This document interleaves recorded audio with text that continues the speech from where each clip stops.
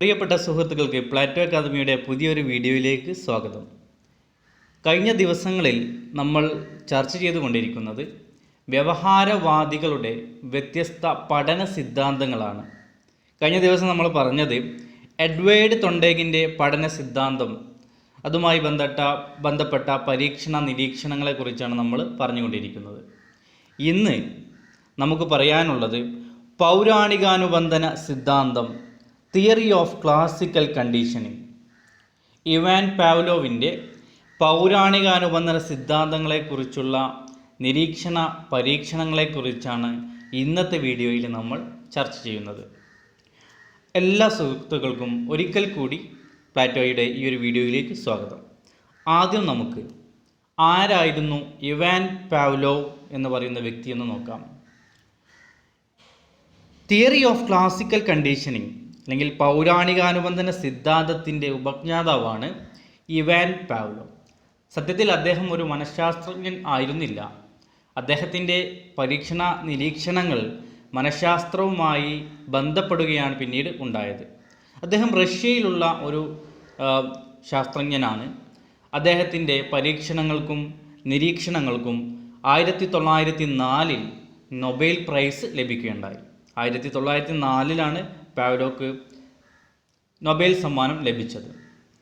അദ്ദേഹം പറയുന്നത് വ്യവഹാര പഠനം നടക്കുന്നത് ചോദകവും പ്രതികരണവും തമ്മിലുള്ള നിരന്തര സമ്പർക്കം മൂലമാണെന്ന് സമ്മർദ്ദിക്കുന്നതാണ് ഇവാൻ പാവ്ലോവിൻ്റെ ഈ ഒരു സിദ്ധാന്തം. ഒരാളുടെ പഠനം അല്ലെങ്കിൽ വ്യവഹാര പഠനം നടക്കുന്നത് ഒരു സ്റ്റിമുലസും റെസ്പോൺസും തമ്മിലുള്ള നിരന്തര സമ്പർക്കം മൂലമാണ് എന്നാണ് അദ്ദേഹം പറയുന്നത്. പേടിക്കേണ്ട ആവശ്യമില്ല. നമ്മളിത് ഓരോ പരീക്ഷണവും പറയുന്ന സമയത്തും എന്താണ് സ്റ്റിമുലസ്, എന്താണ് റെസ്പോൺസ്, എന്താണ് ചോദകം, പ്രതികരണം എന്നുള്ളത് നമുക്ക് അറിയാൻ സാധിക്കും. അദ്ദേഹം തൻ്റെ പരീക്ഷണങ്ങൾ പരീക്ഷണം നടത്തിയ മൃഗമാണ് നായ. നമ്മൾ എഡ്വേർഡ് തൊണ്ടേഗിൻ്റെ സിദ്ധാന്തം പറഞ്ഞ സമയത്ത് അദ്ദേഹം പരീക്ഷണം നടത്തിയിരുന്നത് ഒരു പൂച്ചയിലായിരുന്നു, പ്രശ്നപേടകത്തിൽ അടച്ചിട്ടുള്ള പൂച്ചയിലായിരുന്നു. അപ്പോൾ ഇവാൻ പാവ്ലോവിൻ്റെ പരീക്ഷണങ്ങളിലോട്ട് നമുക്കൊന്ന് ഡീറ്റെയിൽ ആയിട്ട് പരിശോധിക്കാം. അദ്ദേഹത്തിൻ്റെ പരീക്ഷണം ഒരു നായയിലായിരുന്നു. ഈ നായയുമായി ബന്ധപ്പെട്ട് ഒരുപാട് പരീക്ഷണങ്ങൾ അദ്ദേഹം നടത്തിയിട്ടുണ്ട്. അതിൻ്റെ ഡീറ്റെയിലേക്ക് നമുക്ക് പോവാം. അപ്പോൾ അദ്ദേഹത്തിൻ്റെ പരീക്ഷണം പറയുന്നതിന് മുമ്പ് 4 ടേമുകൾ നമ്മൾ പഠിച്ചിരിക്കണം. ഒന്ന് സ്വാഭാവിക ചോദകം, സ്വാഭാവിക പ്രതികരണം, കൃത്രിമ ചോദകം, കൃത്രിമ പ്രതികരണം. അദ്ദേഹം തൻ്റെ പരീക്ഷണത്തിൽ നടത്തിയത് ഒരു ഫുഡ്, നായക്ക് ആവശ്യമായിട്ടുള്ള ഒരു എല്ലിൻ കഷ്ണം നായയുടെ മുൻപിൽ വെച്ച് കൊടുക്കുന്നു. എന്നിട്ട് ഭക്ഷണം കൊടുക്കുന്ന സമയത്ത് തന്നെ ബെല്ലും അടിക്കുന്നു. ഓക്കെ, ഈ ബെല്ല് അടിക്കുന്നതിൽ അങ്ങോട്ടും ഇങ്ങോട്ടും വ്യത്യാസമുണ്ട്. എടുത്ത സ്ലൈഡുകളിൽ നമുക്കത് പറയാം. അപ്പോൾ അദ്ദേഹം നടത്തുന്ന പരീക്ഷണം എന്ന് പറയുന്നത് ഒരു ഭക്ഷണം കൊടുക്കുന്നു, ഭക്ഷണത്തിൻ്റെ ഒപ്പം മണിയൊച്ച കേൾപ്പിക്കുന്നു, നായയെ ആ ഫുഡ് കഴിക്കാൻ വേണ്ടിയിട്ട് അനുവദിക്കുന്നു. ഇതാണ് അദ്ദേഹം നടത്തിയ പരീക്ഷണം. അപ്പോൾ ഒരു നായയെ സംബന്ധിച്ചിടത്തോളം ഭക്ഷണം എന്ന് പറയുന്നത്, എല്ലിൻ കഷ്ണം എന്ന് പറയുന്നത് സ്വാഭാവികമായിട്ടുള്ള ഒരു ചോദകമാണ്, അദ്ദേഹത്തിൻ്റെ വികാരമാണ് ആ ഭക്ഷണം എന്ന് പറയുന്നത്. അപ്പോൾ അത് സ്വാഭാവികമായിട്ടുള്ള ഒരു സ്റ്റിമുലസ് ആണ്, അല്ലെങ്കിൽ നാച്ചുറൽ ആയിട്ടുള്ള സ്റ്റിമുലസ് ആണ് ഭക്ഷണം എന്ന് പറയുന്നത്. ഭക്ഷണം കാണുമ്പോൾ നായയുടെ വായിൽ ഈ സലൈവ പുറപ്പെടുവിക്കുക എന്നുള്ളത് സ്വാഭാവികമായിട്ടുള്ള ഒരു പ്രതികരണമാണ്, നാച്ചുറലായിട്ട് സംഭവിക്കുന്നതാണ്. അപ്പോൾ ഇവിടെ ഭക്ഷണം എന്നതുകൊണ്ട് ഉദ്ദേശിക്കുന്നത് സ്വാഭാവിക ചോദകം. ഭക്ഷണം കാണുമ്പോൾ നായയുടെ വായിൽ സലൈവ പുറപ്പെടുവിക്കുന്നു എന്നുള്ളത് സ്വാഭാവികമായിട്ടുള്ള ഒരു പ്രതികരണം, നാച്ചുറലായിട്ട് സംഭവിക്കുന്നതാണ്. എന്നാൽ അദ്ദേഹം ഭക്ഷണം കൊടുത്ത സമയത്ത് മണിയൊച്ച കേൾപ്പിക്കുകയുണ്ടായി. മണിയൊച്ച കേൾപ്പിക്കുക എന്ന് പറയുന്നത് കൃത്രിമമായിട്ട് നമ്മൾ നൽകുന്നതാണ്. ഭക്ഷണം ഉണ്ടാകുമ്പോൾ കൂടെ കൊടുക്കുകയാണ്, കൃത്രിമമായിട്ട് അദ്ദേഹത്തിൻ്റെ പരീക്ഷണത്തിന് വേണ്ടിയിട്ട് കൊടുക്കുന്നതാണ് ഈ മണിയൊച്ച. അത് കൃത്രിമമായിട്ടുള്ള ചോദകമാണ്. അപ്പോൾ പിന്നീട് അദ്ദേഹം ഈ മണിയൊച്ച ഒഴിവാക്കി, ഈ ഭക്ഷണം ഒഴിവാക്കിയിട്ട് മണിയൊച്ച മാത്രം കേൾപ്പിക്കുകയുണ്ടായി. ഭക്ഷണം ഒഴിവാക്കിയിട്ട് മണിയൊച്ച മാത്രം കേൾപ്പിക്കുകയുണ്ടായി.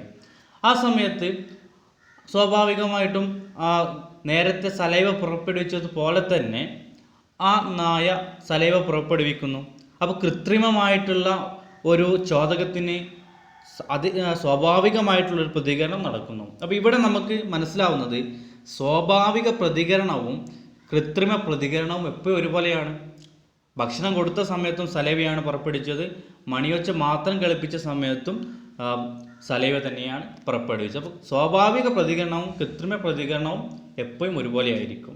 ഓക്കെ, അത്രയുമാണ് ഇതിൽ മനസ്സിലാക്കേണ്ടത്. ഈ 4 ടേമുകൾ നമ്മൾ മനസ്സിലാക്കണം. സ്വാഭാവിക ചോദകം, സ്വാഭാവിക പ്രതികരണം. അപ്പോൾ അദ്ദേഹത്തിൻ്റെ പരീക്ഷണത്തിൽ സ്വാഭാവിക ചോദകം എന്ന് പറയുന്നത് നായക്ക് കൊടുത്ത ഭക്ഷണമാണ്. അതുപോലെ നായയുടെ പ്രതികരണം എന്ന് പറയുന്നത് സലൈവ പുറപ്പെടുവിച്ചതാണ്. മണിയൊച്ചയാണ് ഇവിടുത്തെ കൃത്രിമ ചോദകം. അതുപോലെ സലൈവ മണിയൊച്ച മാത്രം കേൾപ്പിക്കുമ്പോഴും സലൈവ പുറപ്പെടുവിക്കുന്നത് കൃത്രിമ പ്രതികരണമാണ്. പ്രതികരണം എപ്പോഴും ഒരുപോലെയാണ് എന്നുള്ളതും കൂടി മനസ്സിലാക്കുക. ഇത്രയും കാര്യങ്ങളാണ് ആദ്യമായിട്ട് നമ്മൾ ഇതുമായി ബന്ധപ്പെട്ട് മനസ്സിലാക്കേണ്ടത്. ഇനി അദ്ദേഹത്തിൻ്റെ പരീക്ഷണങ്ങളിലോട്ട് പോവാം. അദ്ദേഹം ഇവാൻ പാവ്ലോ ഈ ഒരു പരീക്ഷണമാണ് നായയിൽ നടത്തിയിട്ടുള്ളത്. അപ്പോൾ നായക്ക് ഭക്ഷണം കൊടുക്കുന്നത് ഒരു കൃത്യമായ ഇടവേളകളിലാണ്.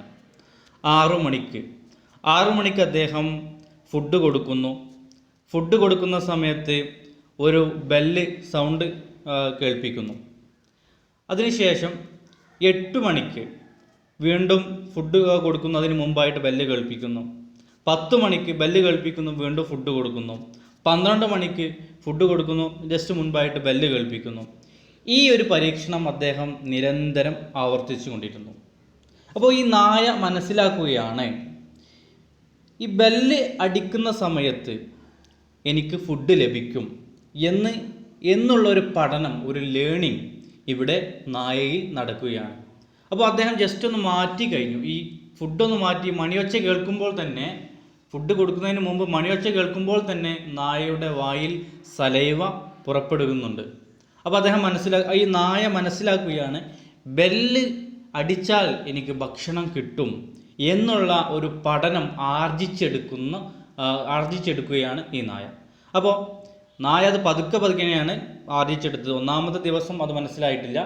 കുറച്ച് ദിവസം തുടർന്നതിന് ശേഷം തുടർച്ചയായിട്ട് ഈ ഒരു പരീക്ഷണം നടത്തിയപ്പോഴാണ് നായ ഇത്തരത്തിലുള്ള ഒരു ലേണിംഗ് ആ നായയുടെ മൈൻഡിൽ അല്ലെങ്കിൽ ബുദ്ധിയിൽ ആർജിച്ചെടുക്കുന്നു. അപ്പോൾ 1-ാമത്തെ സ്റ്റേജിൽ നായ പതുക്കെ ആ ഒരു പഠനം സാധ്യമാക്കുന്നു. എന്താണ് പഠിച്ചിട്ടുള്ളത്? ബെല്ല് അടിക്കുന്ന സമയത്ത് എനിക്ക് ഫുഡ് കിട്ടും. അപ്പോൾ ബെല്ല് എപ്പോൾ അടിച്ചാലും ആ നായയുടെ വായിൽ സലൈവ വരാൻ തുടങ്ങി. ഈ ഒരു ലേണിങ്ങിനെയാണ് ആർജിക്കൽ അക്വിസിഷൻ എന്ന് പറയുന്നത്. ഇനി പാവ്ലോ തൻ്റെ പരീക്ഷണത്തിൽ ഒരു മാറ്റം വരുത്തിയത് എങ്ങനെയാണെന്ന് ചോദിച്ചു കഴിഞ്ഞാൽ, ആദ്യം കൃത്യമായിട്ടുള്ള സൗണ്ടായിരുന്നു. 2 മണിയൊച്ചാണെങ്കിൽ 2 മണിയൊച്ച എപ്പോഴും ഒരുപോലെയുള്ള ശബ്ദമാണ് കൊടുത്തിരുന്നത്. എന്നാൽ പിന്നീട് പാവ്ലോ കുറച്ച് കഴിഞ്ഞതിന് ശേഷം തൻ്റെ പരീക്ഷണത്തിൽ മാറ്റം വരുത്തി. 6 മണിക്ക് ഫുഡ് കൊടുക്കുന്നു, അപ്പോൾ 2 ബെല്ലടിക്കുന്നു, ഒരു ടൈപ്പ് ബെല്ല്. ഓക്കെ. അതുപോലെ 8 മണിക്കും ഫുഡ് കൊടുക്കുന്നു, അപ്പോൾ ബെല്ലിൻ്റെ സൗണ്ട് മാറ്റി കൊടുത്തു. വ്യത്യസ്ത തരത്തിലുള്ള ബെല്ലിൻ്റെ സൗണ്ട് ഉണ്ടല്ലോ, അപ്പോൾ ബെല്ലിൻ്റെ സൗണ്ട് മാറ്റി കൊടുത്തു, അപ്പോഴും ഫുഡ് കൊടുത്തു. അതുപോലെ 10 മണിക്ക് ഫുഡ് കൊടുത്തപ്പോൾ വേറൊരു ടൈപ്പ് ബെല്ലാണ് കൊടുത്തത്. അല്ലെങ്കിൽ ശബ്ദത്തിൻ്റെ ദൈർഘ്യം കൂട്ടിയും കുറച്ചും സൗണ്ട് മാറ്റിയിട്ടും ഇങ്ങനെയൊക്കെ അദ്ദേഹം പരീക്ഷണം നടത്തി. ഈ ഒരു പരീക്ഷണം അദ്ദേഹം കുറച്ചു കാലം തുടർന്നു. അപ്പോൾ നായ മനസ്സിലാക്കുകയാണ്, എന്ത് സൗണ്ട് കേട്ടാലും പിന്നീട് നായയുടെ വായിൽ ഈ സലൈവ പുറപ്പെടുകയാണ്. അപ്പം നായ അവിടെ മനസ്സിലാക്കുന്നത്, ഇപ്പോൾ ഡോറിന് നമ്മളിങ്ങനെ മുട്ടുന്ന സമയത്തും, പാവ്ലോ ഇങ്ങനെ ഡോറിന് മുട്ടുന്ന സമയത്തും നായയുടെ വായിൽ സലൈവ നിറയുന്നുണ്ട്. അപ്പം നായ ജനറലൈസ് ചെയ്യുകയാണ്, ഒരു ശബ്ദം കേട്ടാൽ എനിക്ക് ഫുഡ് കിട്ടും എന്ന് സാമാന്യവൽക്കരിക്കുകയാണ്.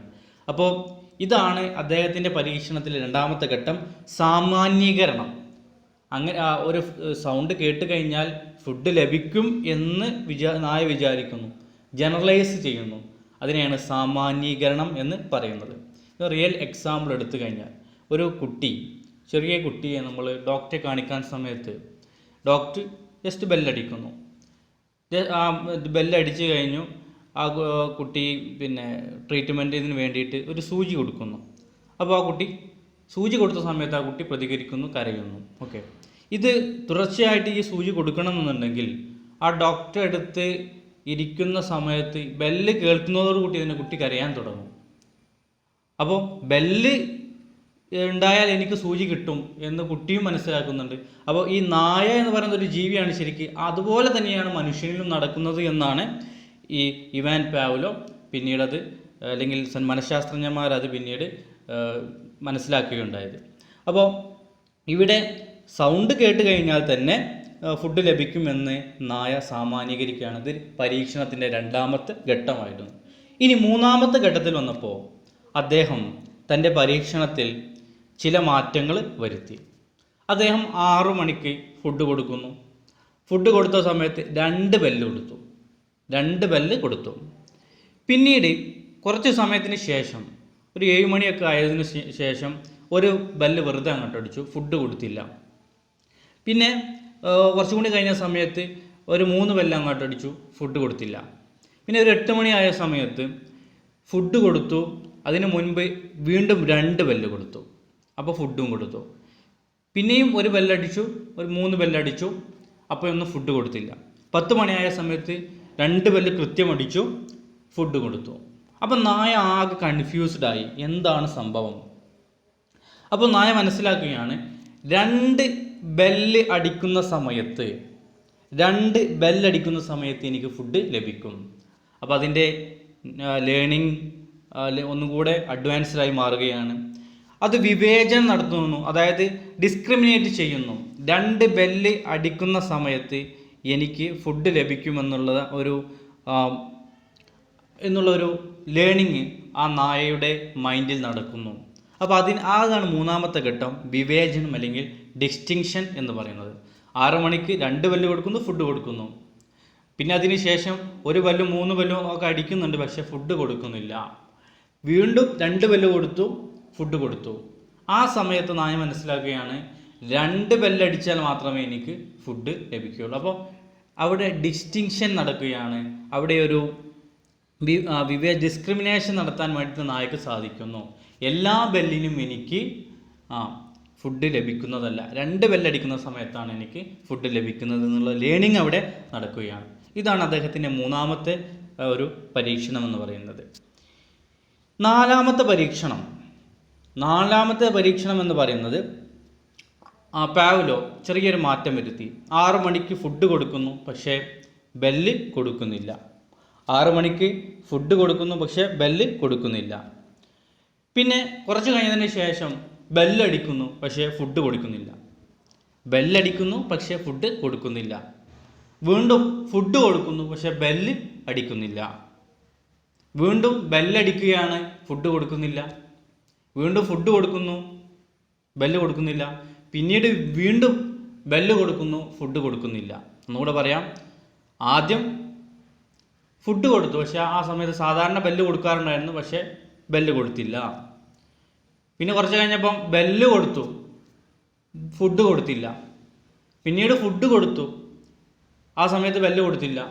പിന്നെ വീണ്ടും ബെല്ല് കൊടുത്തു, ഫുഡ് കൊടുത്തില്ല. ഇങ്ങനെ നേരെ ഉൾട്ടയായിട്ടുള്ളൊരു സംഭവം കൊടുക്കുകയാണ്. ആ സമയത്ത് നായ ആകെ കൺഫ്യൂസ്ഡായി, എന്താണ് ഇവിടെ സംഭവിക്കുന്നത്? അങ്ങനെ നായ പിന്നീട് മനസ്സിലാക്കുകയാണ്. നായയുടെ മനസ്സിലാക്കുന്നത് എങ്ങനെയാണെന്ന് വെച്ചാൽ, നായ അതിൻ്റെ മൈൻഡിൽ മനസ്സിലാക്കുന്നു, ഈ ബെല്ലും ഫുഡും തമ്മിൽ യാതൊരു ബന്ധവുമില്ല. ഈ ബെല്ലും ഫുഡും തമ്മിൽ യാതൊരു ബന്ധവുമില്ല. അതുകൊണ്ട് പിന്നീട് ബെല്ല് കേൾക്കുന്ന സമയത്ത് നായയുടെ വായിൽ ഈ ഒരു സലൈവ വരുന്നത് നിന്നു. അപ്പോൾ ഇങ്ങനെ ഒരു ക്വസ്റ്റ്യനൊക്കെ ചോദിക്കാൻ സാധിക്കുന്നുണ്ട്. ആഹാരം കൊടുക്കാതെ മണിയടിക്കുക മാത്രം ചെയ്ത് ഉമിനീർ സ്രവം ഉണ്ടാക്കാൻ കഴിയാതെ വരുന്നതാണ് ഈ അവസ്ഥ ഏതാണ്? അത് അദ്ദേഹത്തിൻ്റെ പരീക്ഷണത്തിലെ വിലോപം എന്ന് പറയുന്ന ഈ ഘട്ടത്തിലാണ്. വിലോപം, എക്സ്റ്റിങ്ഷൻ എന്ന് പറയും. അത് മനസ്സിലാക്കുകയാണ്, ഇത് രണ്ടും തമ്മിൽ യാതൊരു ബന്ധവുമില്ല എന്ന് മനസ്സിലാക്കുകയാണ്. ഓക്കെ, അപ്പം ആഹാരം കൊടുക്കാതെ മണിയടിക്കുക മാത്രം ചെയ്ത് ഉമിനീർ സ്രവം ഉണ്ടാകാൻ കഴിയാതെ വരുന്ന അവസ്ഥ, അത് വിലോപം. ഈ പരീക്ഷണത്തിലെ വിലോപം എന്ന് പറയുന്ന അവസ്ഥയാണ്. കാരണം ഈ മണിയൊച്ചയും അതുപോലെ തന്നെ ഫുഡും തമ്മിൽ ബന്ധമില്ല എന്ന് പിന്നീട് നായ ഈ പരീക്ഷണത്തിൻ്റെ അടിസ്ഥാനത്തിൽ മനസ്സിലാക്കുകയാണ്. ഓക്കെ, നിരന്തരം ഈ പരീക്ഷണം ആവർത്തിക്കുമ്പോഴാണ്, ആദ്യമൊക്കെ സലൈവ വന്നിരുന്നു, പക്ഷേ ഇത് മനസ്സിലാക്കിയതിന് ശേഷം സലൈവ വരുന്നില്ല. അതാണ് വിലോപം എന്ന് പറയുന്ന ആ അവസ്ഥ. അടുത്തതാണ് സ്പോണ്ടേനിയസ് റിക്കവറി, പുനഃപ്രാപ്തി എന്ന് പറയും. ഈ ഒരു പരീക്ഷണം നടത്തിയതിന് ശേഷം അദ്ദേഹം വീണ്ടും പഴയ ആ ഒരു പരീക്ഷണത്തിലേക്ക് മടങ്ങിപ്പോയി. അതായത് 6 മണിക്ക് ഫുഡ് കൊടുക്കുന്നു, ആ സമയത്ത് തന്നെ ബെല്ലടിക്കുന്നു. വീണ്ടും 8 മണിക്ക് ഫുഡ് കൊടുക്കുന്നു, ആ സമയത്ത് ബെല്ലടിക്കുന്നു. അപ്പോൾ നായ മനസ്സിലാക്കുകയാണ്, ലേൺ ചെയ്യുകയാണ്, പഴയ പോലെ തന്നെ ആ സംഭവം മാറിയിട്ടുണ്ട്. ആ സമയത്ത് ആദ്യ സ്റ്റേജിൽ ആ നായ ഒരു 10-15 ദിവസം കഴിഞ്ഞതിന് ശേഷമായിരുന്നു ഇങ്ങനെ ഒരു ലേണിംഗ് നടത്തിയത്. പക്ഷേ ആദ്യം പഠിച്ചത് കൊണ്ട് ഈ നായ ഒരു 2-3 ദിവസം കൊണ്ട് ഈ ഒരു പഠനം പെട്ടെന്ന് തന്നെ നടന്നു. അപ്പോൾ ഈ സ്പോണ്ടേനിയസ് റിക്കവറി എന്ന് പറയുന്നത് പെട്ടെന്ന് നടക്കും. കാരണം ഒരു തവണ ആ നായ ഇത് അനുഭവിച്ചത് കൊണ്ട് തന്നെ ഈ അദ്ദേഹത്തിൻ്റെ ആ നായ പെട്ടെന്ന് തന്നെ അത് ലേൺ ചെയ്യുന്നു. അപ്പോൾ സ്പോണ്ടേനിയസ് റിക്കവറിൻ്റെ പ്രത്യേകത എന്ന് പറയുന്നത് പെട്ടെന്ന് തന്നെ ആ ഒരു ലേണിംഗ് നടക്കുന്നു എന്നുള്ളതാണ്. ഓക്കെ, അപ്പോൾ അതുമായി ബന്ധപ്പെട്ട ഒരു ഗ്രാഫ് നമുക്കിവിടെ കാണാൻ സാധിക്കും. ഓക്കെ, ലേണിങ്ങും സമയവും, ഓക്കെ, പഠനവും സമയവും തമ്മിൽ ബന്ധപ്പെടുത്തിയിട്ടുള്ള ഒരു ഗ്രാഫാണ് ഇവിടെ കൊടുത്തിരിക്കുന്നത്. ആദ്യത്തെ സ്റ്റേജ് നിങ്ങൾ നോക്കൂ. ആ നായയെ ഭക്ഷണം കൊടുക്കുന്ന സമയത്ത് ആ നായക്ക് ലേണിംഗ് ആർജിച്ചെടുക്കാൻ വേണ്ടിയിട്ട് കുറച്ച് സമയം ആവശ്യമായി വന്നു. ഓക്കെ, പരീക്ഷണം ഒരുപാട് ദിവസം നീണ്ടപ്പോഴാണ് ഇതിങ്ങനെ മനസ്സിലാക്കിയെടുത്തത്. പിന്നെ ആ സംഭവം അങ്ങനെ മനസ്സിലായി. പിന്നെ ആ പരീക്ഷണം നിർത്തിവെച്ച് കഴിഞ്ഞാൽ നമ്മളിങ്ങനെ മറന്നു വരും. അപ്പോൾ അതാണ് താഴേക്കുള്ള ഗ്രാഫ് നിങ്ങൾക്ക് കാണാൻ സാധിക്കും, മറക്കുന്നതാണ്. പക്ഷെ പൂർണ്ണമായിട്ടും മറക്കുന്നില്ല, ഒരു പരിധി വരെ മറക്കുന്നുള്ളൂ. അപ്പോൾ നമ്മൾ പഠിച്ചാലും അങ്ങനെ തന്നെയാണ്. ഒരു സംഭവം നിരന്തരമായിട്ട് വായിച്ചാൽ മാത്രമേ നമുക്കത് മനസ്സിൽ നിൽക്കുകയുള്ളൂ. അതുപോലെ തന്നെ പക്ഷേ അത് വായിച്ചിട്ടില്ലെങ്കിൽ പൂർണ്ണമായിട്ടും നമ്മൾ മറക്കുന്നില്ല. അതുപോലെ തന്നെയാണ് ഈ നായയിലും സംഭവിക്കുന്നത്, പൂർണ്ണമായിട്ട് ഇവിടെ മറക്കുന്നില്ല. പിന്നീട് ഇവിടെ എസ് റിക്കവറി എന്ന് എഴുതിയിട്ടുണ്ട്, കണ്ടോ, സ്പോണ്ടേനിയസ് റിക്കവറി. പെട്ടെന്ന് ആ പരീക്ഷണം വീണ്ടും ആവർത്തിക്കുന്ന സമയത്ത് ഒറ്റയടിക്ക് കണ്ടല്ലേ മുകളിലോട്ട് പോയത്. അപ്പോൾ ആ നായ പെട്ടെന്ന് തന്നെ അത് പിന്നീട് ലേൺ ചെയ്യുകയാണ്. ഓക്കെ, അതുപോലെ തന്നെയാണ് മനുഷ്യനും എന്നാണ് ഈ വ്യവഹാരവാദികൾ പറയുന്നത്. അതായത് നമ്മളിങ്ങനെ വായിക്കുന്ന സമയത്ത് നമുക്കെല്ലാം ഓർമ്മയുണ്ടാവും, പിന്നെ നമ്മളത് നിർത്തി കഴിഞ്ഞാൽ നമ്മളത് മറന്നു പോകുന്നു. പക്ഷെ വീണ്ടും കുറച്ച് കഴിഞ്ഞിട്ട് നമ്മളത് പുനരാരംഭിച്ചാൽ, ആ വായന പുനരാരംഭിച്ചാൽ പെട്ടെന്ന് തന്നെ നമ്മുടെ ലേണിംഗ് നടക്കുന്നു. ഇതാണ് ഈ ഗ്രാഫിൽ ഇവിടെ കാണിച്ചിട്ടുള്ളത്. ഓക്കെ, അപ്പോൾ ഇതാണ് പാവ്ലോയുടെ ക്ലാസിക്കൽ കണ്ടീഷനിങ്ങിൽ ഈ പൗരാണിക അനുബന്ധന സിദ്ധാന്തം എന്ന് പറയുന്നത്. ഓക്കെ, അപ്പോൾ ഈ ഒരു വീഡിയോ നിങ്ങൾക്ക് ഉപകാരപ്പെട്ടുവെങ്കിൽ നിങ്ങൾ തീർച്ചയായിട്ടും ലൈക്ക് ചെയ്യുക, കമൻറ്റ് ചെയ്യുക. എല്ലാ സുഹൃത്തുക്കൾക്കും നന്ദി, നമസ്കാരം.